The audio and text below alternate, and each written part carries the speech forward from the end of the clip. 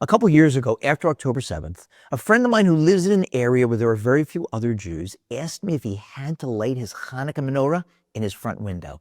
He was worried that, given the uptick in violent acts of anti-Semitism, somebody might pass by and throw a rock through his front window. And now, unfortunately, many other Jews are asking that painful question after what happened in Sydney, not just in Australia, but elsewhere. And we have to respect that question. It's really asking, how far do we have to go to publicly announce that we're Jewish? To answer that question, I think we have to remember that the murderous terrorists on October 7th and in Sydney weren't just shooting at the Jews who happened to be at the Nova Festival or in the surrounding kibbutzim or on the beach in Sydney. They were shooting at the Jewish people and every one of us. And if we cower in fear, if we take off our yarmulkes, if we tuck in our tzitzis or our Stars of David or our high necklaces, if we stop lighting our menorahs in our front windows, then they win. That's what they want. And we get that same message from someone thousands of years ago. Just open up to this week's Parsha. In the beginning of the Parsha, when the wine minister tells Paro that he was in jail with this young Jew, that's telling us that Yosef self-identified as a Jew in an Egyptian dungeon. They didn't like Jews back then over there, nor now.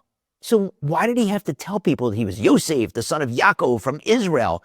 Why not just say, I'm Joey Boombots? Apparently it was important for him to publicly identify as a Jew. And then it gets more curious. After he's taken out of the dungeon, spiffed up and brought before Paro, Paro says to him, I've heard it said about you that you can listen to a dream and interpret it.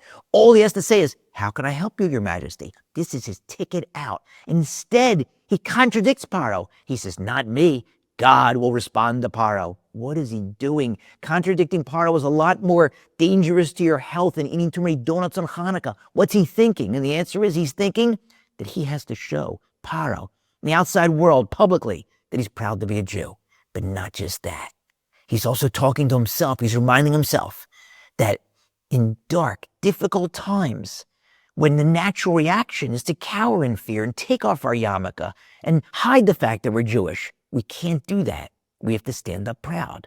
When we light those Hanukkah candles, it's not just that we're telling the outside world that we're proud to be Jewish, we're reminding ourselves how proud we are. And the darker the times, the more important it is to light up the world and our own homes with that reminder.